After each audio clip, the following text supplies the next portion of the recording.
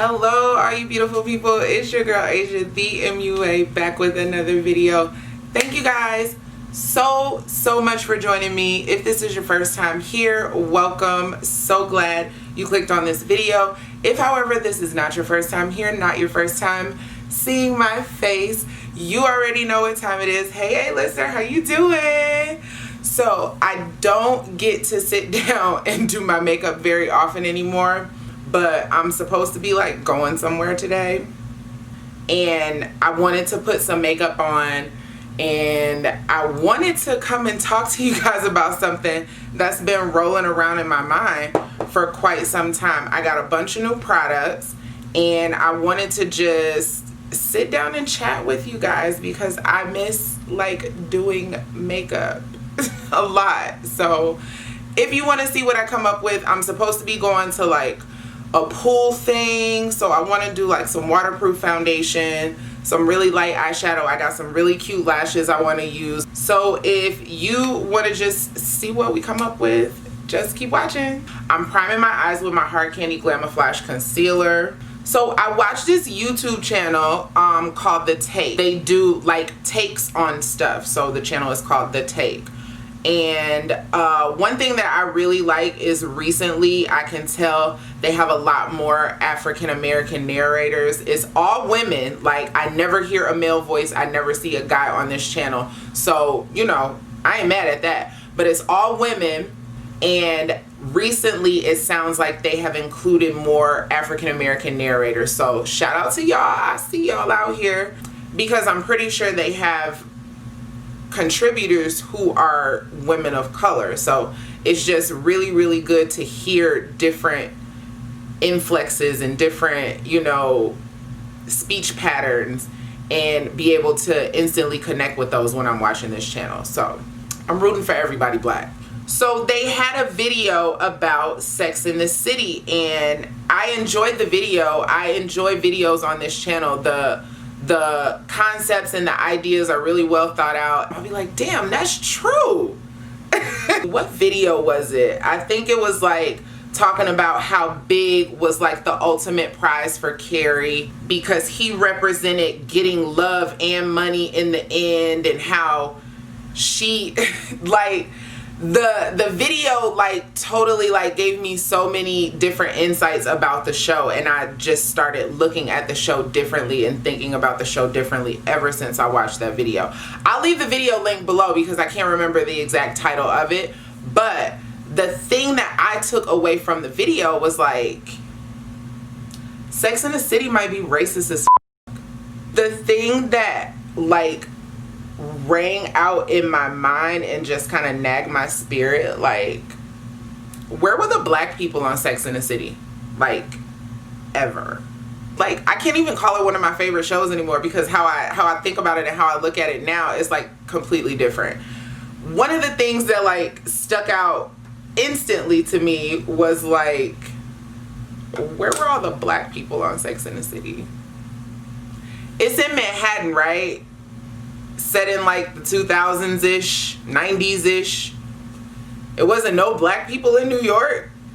Like, not even in the landscape of the show, like in the background. And like being a background character on Sex and the City was like a big deal because New York City was practically a character on the show. The city played a very important role. I have no idea what I'm doing. I'm gonna start off with the Nubian Coral by Juvia's Place. I am a Juvia's Place affiliate, so I want to let you guys know that I get a percentage when you guys use my code, which I will list right here. When you shop Juvia's Place, make sure you use code AsiaMUA for a 10% discount at checkout.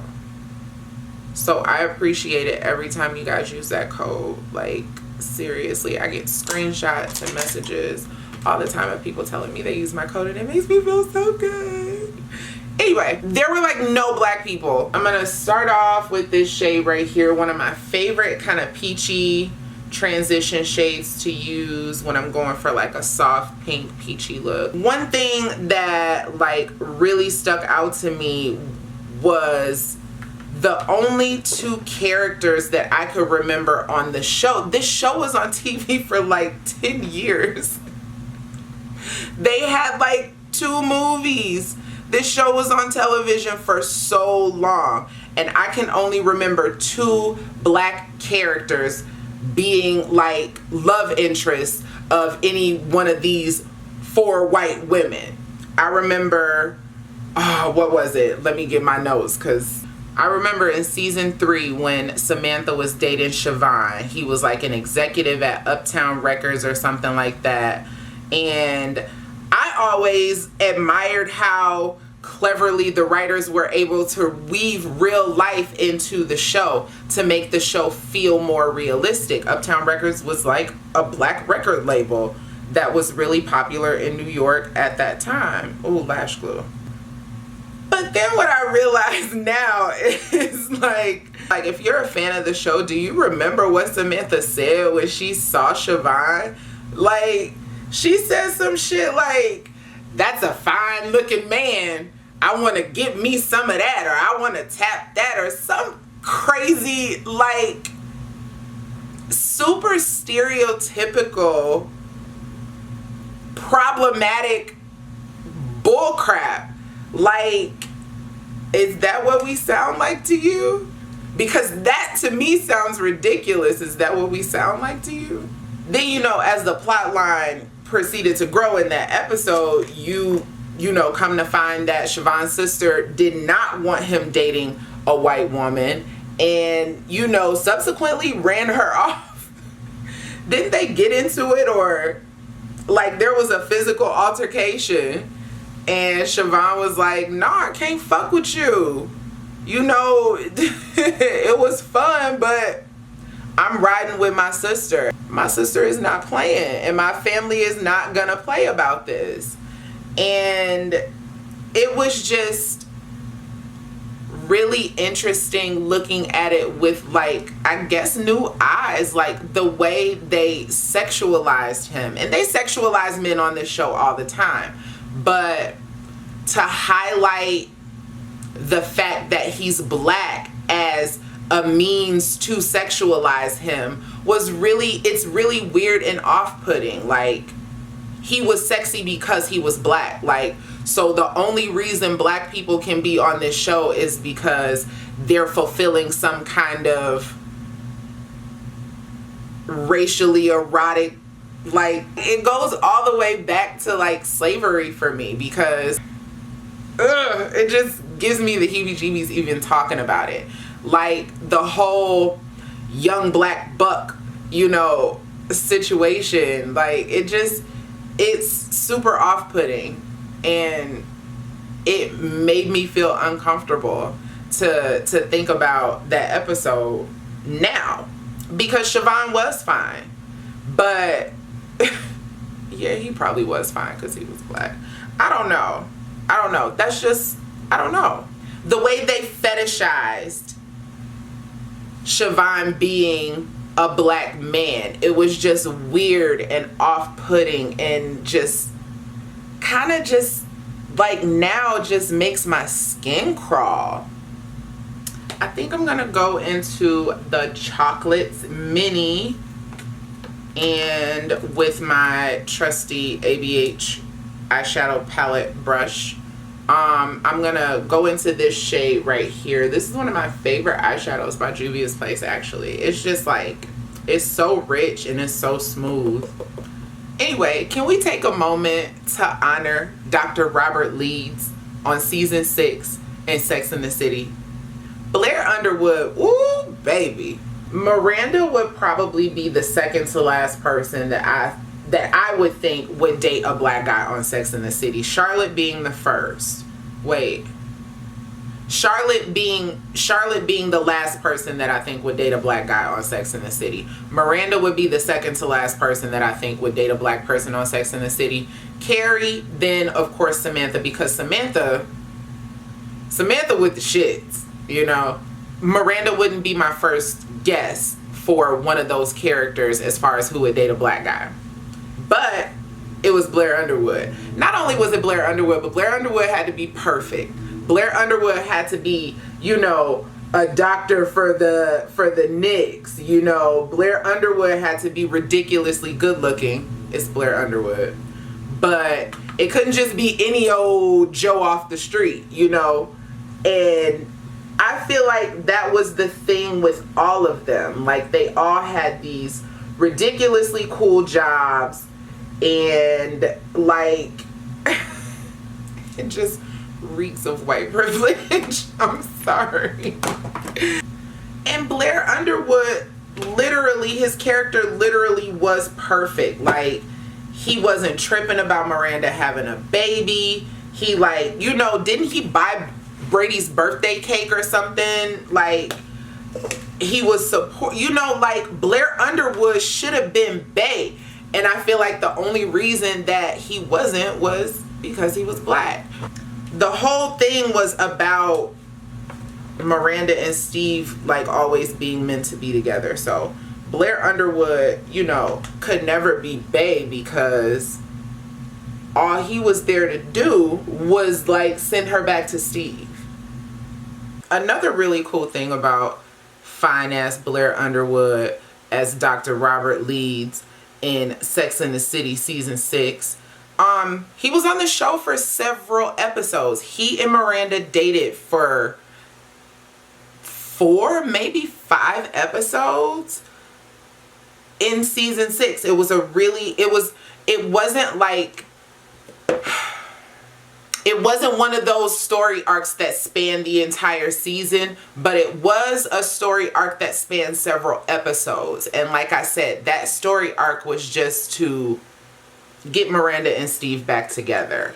I'm going to go into the Nudes Mini by Juvia's Place. I really love this shade, especially, it just reminds me of like a golden summer, and I want a golden summer on my eyelids. But Blair Underwood was around for several episodes, and that's like the only out of, hold on, how many seasons? This show had 6 seasons, bro. Like, this show was on the air for years. And Blair Underwood is the only African American character that has ever had a speaking role for more than 1 episode. What?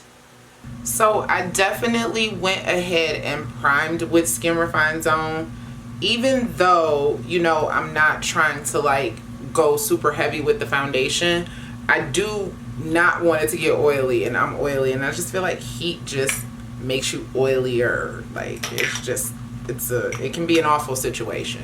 So I'm trying out this new foundation that I got from Royal Blue Artistry. I will leave the website link below. This is a black owned beauty brand, and I love these products. You guys have seen these products on this channel several times before.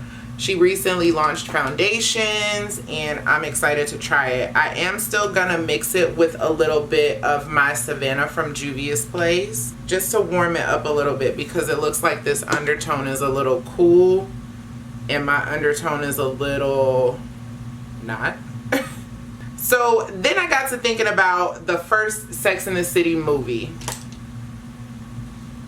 Oh, this is in the shade Catherine, by the way, in the Royal Blue Artistry foundation. I'm using this foundation because it's waterproof, and although I don't want to go super heavy with the coverage, I do want something that's gonna be waterproof. So after Carrie and Big didn't get married, Jennifer Hudson runs in with her mammy cape and saves the poor white woman from herself and all her sadness about not marrying her rich New York husband in this rich New York wedding that he never even wanted, by the way. And he tried to tell her so many times, like so many times. She was so caught up in her own mess, she wasn't even listening to the man she was talking about walking down the aisle with.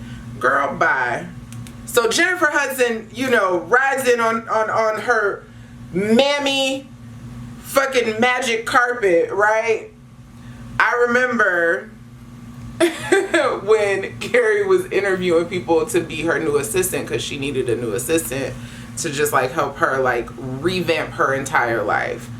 And they're sitting down in this Starbucks. I'm assuming this is Starbucks. They're sitting down in this Starbucks and she's interviewing Jennifer Hudson. St. Louise. Louise from St. Louis. That was her name.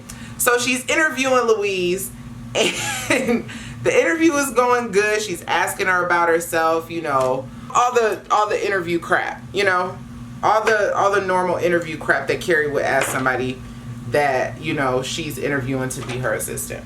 So at the end of the interview, how is this even okay? At the end of the interview, Carrie's like, so how do you have 4 roommates and you pay this much for rent, but you can afford this super expensive Louis Vuitton bag you carrying around? How you gonna ask that girl how she able to afford a bag? How you know, like, how out of line and disrespectful was that? And I think about that now. Like, would you have asked, you know, a white girl that you were interviewing how she was able to afford that bag? You know, and if you would have, it wouldn't have had the same connotation. And I feel like it wouldn't have had the same vibe that I'm feeling right now. Like, who are you to ask her how she's able to afford anything? Meanwhile, was anybody asking Carrie how she afforded that New York apartment on a sex column writer salary? Did anybody question her? I'm going in with a little Pro Longwear concealer. This is the shade NC45 and a little NC42 for a little brightness. And then she's like, she tells her that it's this like consignment shop where you like borrow these bags. It was Bag, Borrow, and Steal. I remember seeing ads for Bag, Borrow, and Steal back then too, and it just always like rubbed me as something that was probably too sketchy to be involved in. Then Jennifer Hudson's like, yeah girl, it's where broke ass people like me go to rent expensive Louis Vuitton bags. Don't worry, I'ma hook you up. So then you hear Carrie's narrator voice like, and hook me up she did. Even back then that made me cringe. I want to go in with some Studio Fix powder all over my face, kinda, just to kind of set everything in place. I'm going to go in with this Coastal Scents brush and just lightly tap a little studio powder. Just really in my oily areas, just to... So Jennifer Hudson rides in on her mammy horse and saves the day. Gets Carrie's life back on track in just, you know, 10 minutes of the episode. Like, Jennifer Hudson's whole character arc was come in and save the white lady and then leave New York because your man wanted you to come home. It was so cheap. Like, it was such a cheap story arc. I'm gonna go in and bronze up my skin with a little Cheeky Bronze by MAC. This is like a ride or die. I can't live without it. Bronzer. This is not for contour. I'm bronzing. Then that also got me to thinking about our beloved Carrie and Big. So the whole video that I watched from the take was just talking about how Big was Carrie's capitalist fantasy of a combination of love and money. And then once she finally kind of like snatched the man, they were talking about how like when they were in Paris and he was finally like, it's you, Carrie, it's always been you all along. They were like, the look on her face was almost like a look of victory. Like, yes, I won. Like, I won this man. And that kind of got me to thinking about Carrie and Big in general. Carrie and Big dated over the arc of this show. Big was introduced the first 1 or 2 episodes of this show, so he's always been there. Carrie and Big dated for 10 years. She chased this man for 10 years. And then it was like, why would she put up with all the, you know, all the crap that she went through dating this man for 10 years? They both dated other people. Big had a whole ass wife and cheated on his wife with this woman. Like, she was relentless in her pursuit of this man. And if you think about all the other men she dated, I feel like none of the other men she dated would provide her with what she was really looking for. Not only was she looking for that quote unquote love, but she was looking for that bag. Carrie Bradshaw was after that bag. I feel like Carrie and Charlotte were the women amongst these characters that not only would marry for love, but were also looking to marry for financial gain. Charlotte was this blue blood, you know, raised on going to the Hamptons in the summertime, you know, that type of woman in that part of that country. And Carrie was a sex columnist. She didn't make a whole lot of money. And I feel like the only person she was ever really serious about, aside from Aiden, was Big. And I feel like both of these men had some financial stability to add to her life. That's one of the reasons that she was the most serious about these men. No shade. I'm not, you know, knocking her preferences, but I feel like that's something to be noted, because when women of color date in the same way, women of color also get labeled and looked at a certain way as well. I feel like that type of character was able to exist because she was white. If Carrie Bradshaw was black, she would get like, that character would get dragged. Okay, if Carrie was black, she would be a gold digger, she would be money hungry, she would be like, oh God. Aiden, I felt like Aiden was financially stable. Like, if we really want to talk about it, Aiden was the man that Carrie was supposed to end up with. Aiden was the best for her on paper. You know, Aiden was ready right then. It seemed like Big had to get ready. And just the way she relentlessly pursued him, the way she went about things, like I said, that man cheated on his wife with that woman. And nobody talks about how that's problematic. Like, when a man cheats on his wife with another woman and then ends up marrying that woman, like, when that happens in the black community, those women get dragged. Those women get dragged and labeled homewreckers and talked about like dogs. But Carrie Bradshaw literally broke up a happy home to get her man. And that's okay, because it's Carrie Bradshaw, not Fantasia. It's Carrie Bradshaw, not Alicia Keys, you know? And I know Carrie Bradshaw is a fictional character. Don't come for me. But I'm just saying, those types of storylines play out in reality TV all the time. And celebrities' lives are pretty much a TV show. Like, I remember when Alicia Keys and Fantasia were in those situations. They were literally talking about those story arcs on reality TV shows at that time. So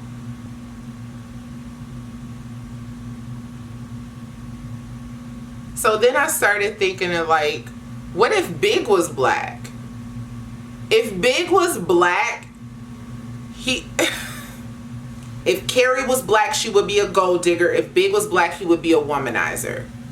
But because it's Carrie and Big, if Big was black, he would be Future.